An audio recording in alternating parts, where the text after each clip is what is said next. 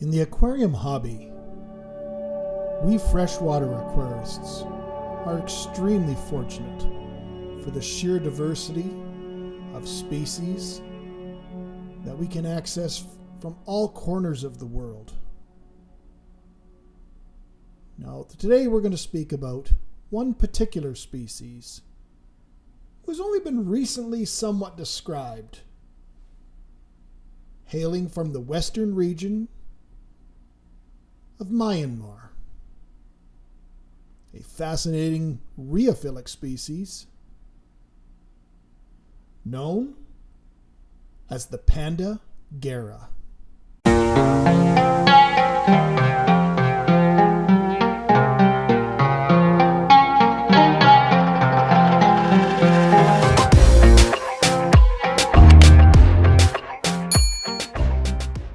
Now, although the Panda Garra may be a somewhat recent discovery, there's been other Garra species in the trade for a while. And this particular one is very well known as the spa fish, nibble fish, or doctor fish, where it's used the world over for spa treatments, for exfoliating your skin, and it is known as Garra rufa.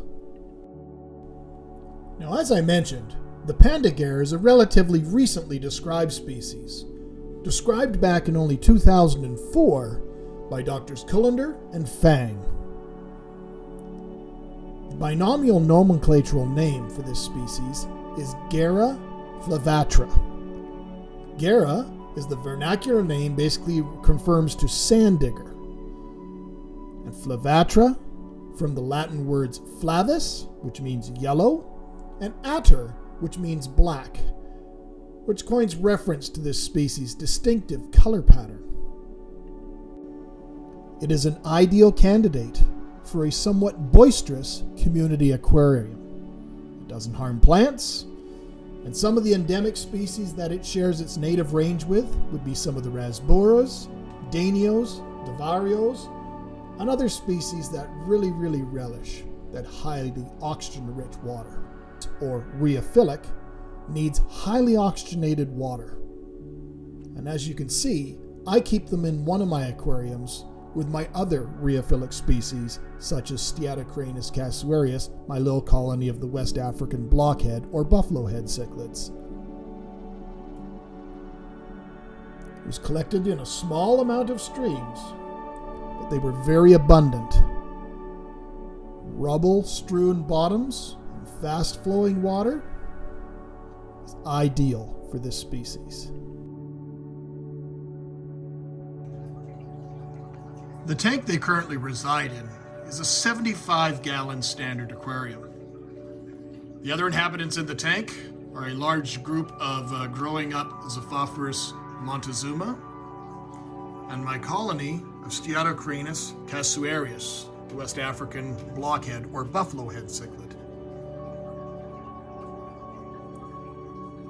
The tank has fairly swift current as it's filtered by two large Eheim canister filters. I say two because one was intended for each of the 75-gallon tanks, but I sold one of the tanks off while we're doing the construction. So I put both of them to keep them both active and biologically sound on the one tank. And you can often see the Garra playing in the current. We have an output that comes out there in the upper center, and then we also have the large spray bar from the other one on the far left-hand side.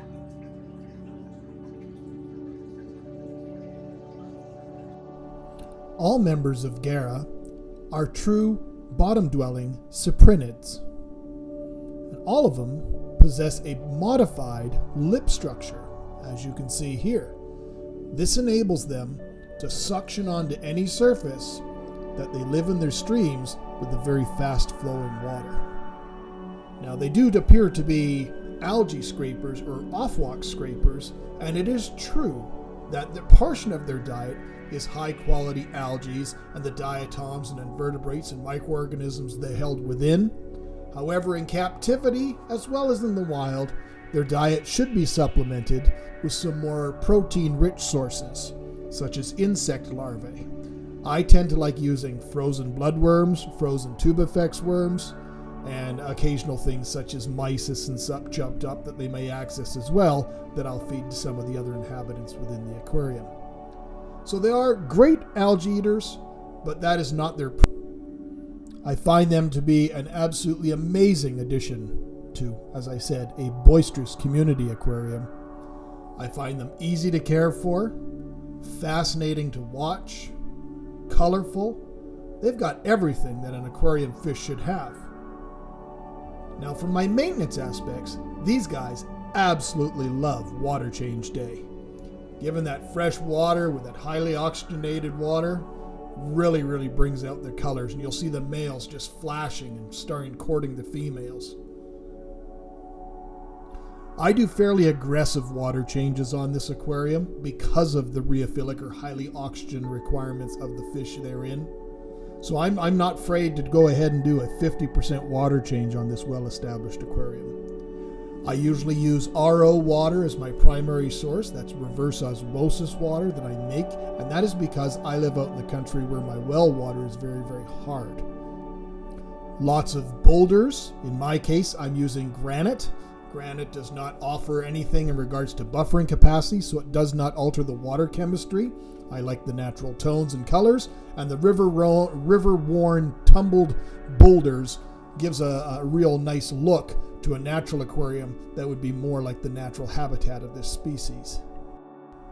Generally said to prefer slightly cooler water temperatures, I find them fairly adaptive, and I have no problem keeping them in my aquarium that has slightly elevated temperatures. I heat this aquarium to about 75-76 degrees on the Fahrenheit scale, and it seems to do them fairly well without any issue.